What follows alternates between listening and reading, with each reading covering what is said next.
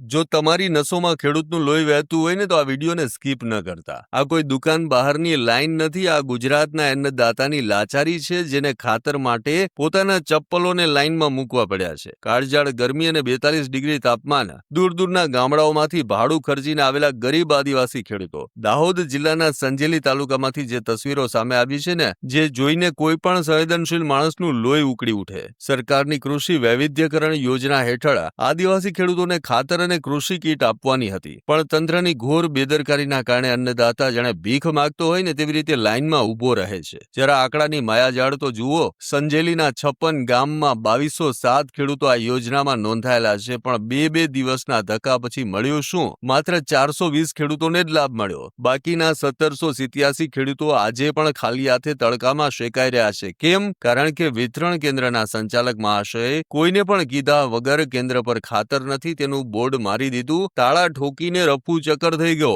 ગોટાળો માત્ર વિતરણમાં નથી, ખાતરની ક્વોલિટીમાં પણ છે. ખેડૂતોનો આક્ષેપ છે કે બાજુના મહીસાગર જિલ્લામાં બેસ્ટ ક્વોલિટી વાળું DAP ખાતર અપાય છે, તો સંજેલીના આદિવાસી ખેડૂતોને જ કેમ હલકી ગુણવત્તાનું ખાતર પધરાવીને છેતરવામાં આવી રહ્યા છે? આવા સવાલ ખેડૂતો કરી રહ્યા છે. ત્યાં સુધી કે પીવાના પાણી જેવી પ્રાથમિક સુવિધા પણ આ ખાતર કેન્દ્ર પર નથી. ત્યારે સવાલ થાય કે ગરીબ ખેડૂતોની આય વહીવટી તંત્રને ક્યાં જઈને નડશે? ખેડૂતોની બસ એક જ માંગ છે, આખા કૌભાંડની સઘન તપાસ થાય અને બાકીના તમામ ખેડૂતોને તાત્કાલિક ખાતર વિતરણ શરૂ કરાય.